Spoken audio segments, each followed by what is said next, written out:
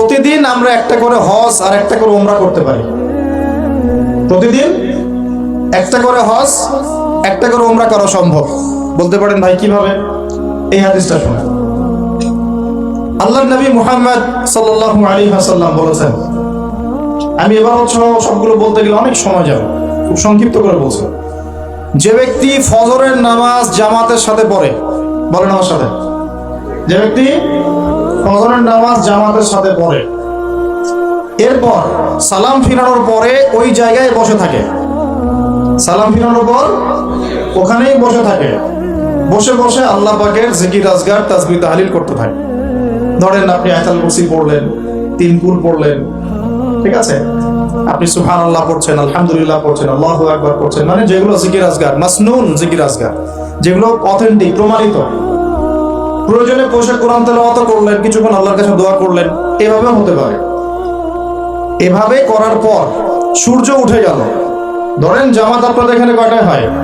হ্যাঁ, 5:50 বা 55 এরকম না? সূর্যোদয় তো হচ্ছে এখন প্রায় 6:30 কি 40-এর দিকে। ধরেন 7টা পর্যন্ত আপনি জিকির আজগার করলেন, নামাজ ধরলেন, ধরে সকাল 7টা পর্যন্ত ওইখানেই আপনি আছেন মসজিদে, জিকির আজগার করছেন, তাসবিহ তাহলিল করছেন, কোরআন তেলাওয়াত করছেন, একটু দোয়া করছেন, ঠিক আছে? এই সময়টা কাজে লাগে না। সূর্য উঠে গেল, ওঠার পরে আপনি মাত্র 2 রাকাত নামাজ পড়লেন, এই নামাজটাকে বলে ইশরাকের নামাজ। কিসের নামাজ? ইশরাক। এবার আপনি চলে গেলেন, মসজিদ থেকে বের হলেন, নবী সাল্লাল্লাহু আলাইহি ওয়াসাল্লাম বলেন এই ব্যক্তির আমলনামায় একটা কবুল হজ একটা কবুল উমরা নেকি দেয়া হবে। এইগুলো পাওয়া যাবে? একটা হজ করা চারটাখানি কথা, সবার তো তৌফিকও হয় না। হয় অনেকের টাকা আছে হজ করতে পারে না, আছে না?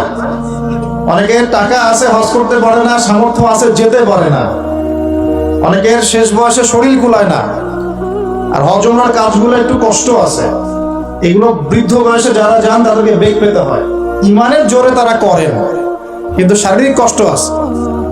এই কাজগুলো যুবক বয়সে করা উচিত। আল্লাহ পাক আমাদের সবাইকে এই যৌবনে হজ করার তৌফিক দান করেন। যারা আল্লাহর ঘর দেখে নাই তাদেরকে আল্লাহর ঘর দেখার তৌফিক দান করেন।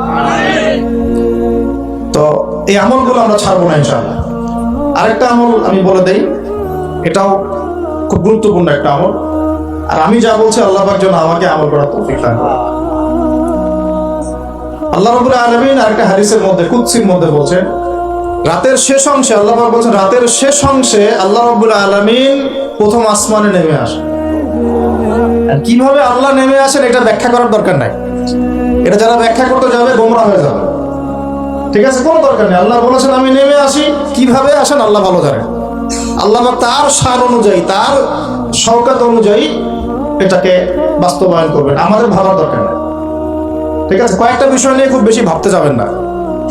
আল্লাহ পাক কেমন, আল্লাহ কোত্থেকে আসলো, ঠিক আছে? আল্লাহ পাক মানে আল্লাহর হাত কেমন, আল্লাহর চেহারা কেমন, আল্লাহ কেমন, অবয়ব আছে কি নাই, এত কিছু ভাবার দরকার নেই। যারা এগুলো নিয়ে বেশি ভাবতে গিয়েছে গোমরা হয়ে গেছে। আল্লাহ আল্লাহর মতো। আল্লাহ কার মতো? আল্লাহ শুধু আল্লাহর মতোই, কোনো কিছুর সাথে তার তুলনা নাই, ঠিক আছে? আল্লাহ পাকের নেমে আসাও আল্লাহ পাকের মতোই, আমরা এটা ব্যাখ্যা করতে পারবো না। আল্লাহ পাক বলছেন নেমে শেষ অংশে, রাতের শেষ অংশে, এবং বান্দাদের প্রতি আহ্বান করতে থাকেন, ফজর পর্যন্ত আহ্বান করতে থাকেন কন্টিনিউয়াসলি। কে আছো, কে আছো আমার কাছে ক্ষমা চাইবে, আমি ক্ষমা করে দেব। কে আছো আমার কাছে দোয়া করবে, আমি দোয়া কবুল করব।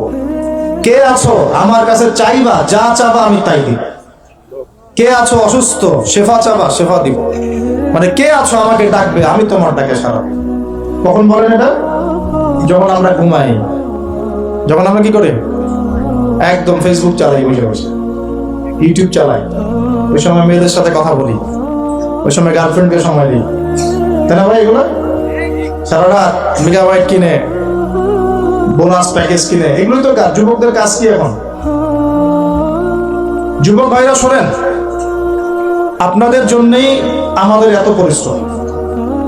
যাদের দাড়ি পেকে গেছে, 60-70 বছর বয়স হয়ে গেছে, বা 50-55 বয়স হয়ে গেছে, তাদেরকে নিয়ে আমাদের এত ফিকির নাই। তারা তাদের জীবনটা শেষ করে ফেলেছেন অলরেডি। আমাদের ফিকির আপনাদেরকে নিয়ে। আমাদের খুব ইচ্ছা, আমি নিজের কথা বলছি এবং আমার মতো যারা চেষ্টা করছেন তাদের কথা বলছি, তাদের খুব ইচ্ছা বাংলাদেশের 100% যুবক যেন নামাজি হয়। আমরা কি আশা করতে পারি আপনাদের কাছে এটা? বাংলাদেশের 100% যুবক যেন কোরআন তেলাওয়াত করতে পারে। পারা যাবে না এটা? পারা যাবে না, যাবে না? অসম্ভব কিছু? বাংলাদেশের 100% যুবক হারাম সম্পর্কে যাবে না। এরা হালাল খাবে, খেয়ে বুক ফুলায় বিয়ে করবে, বিয়ের চাপ দিবে বাসায়, না দিলে বিদ্রোহ হবে, না দিলে কি হবে? আমি তোমাদের সাথে আছি, সমস্যা নেই, প্রয়োজনে বিদ্রোহ হবে, কেন দিবে না? হালাল খাই, হালাল করি, নিজের কর্মসংস্থান আছে, একটা দিনদার মেয়েকে বিয়ে করবে, তারপরেও কোনো অবৈধ সম্পর্কে যাবেন না। যে অবৈধ সম্পর্কে গেছে সে আল্লাহর রাস্তায় জিহাদ করতে পারবে না। আর এই শব্দগুলো খুব শোনার অভ্যাস তৈরি করেন। বাংলাদেশে একটা শ্রেণী এখন উঠে পড়ে লাগছে এই শব্দটাকে মিটাই ফেলতে, এবং তারা দাড়ি টুপিওয়ালাই মানুষ, দাড়ি টুপি পাগড়ি জুব্বা নিয়ে এই শব্দগুলোকে ইসলাম থেকে, কোরআন থেকে মুছে ফেলার চেষ্টা করতেছে। সবার আগে তোমাদেরকে 5 ওয়াক্ত নামাজি হইতে হবে, সবার আগে তোমাদেরকে কোরআন বলা হইতে হবে, এবং দিনের প্রত্যেকটা কাজ নবী সাল্লাল্লাহু আলাইহি ওয়াসাল্লামের সুন্নাত মোতাবেক করতে হবে। এইভাবে যখন নিজে থেকে গড়ে তুলবা, হালাল রিজিক খাবা, তারপরে নেককার স্ত্রী বিয়ে করে আদর্শ পরিবার গঠন করবা, সবাই সৎ কাজে আদেশ করবে, অসৎ কাজে নিষেধ করবে।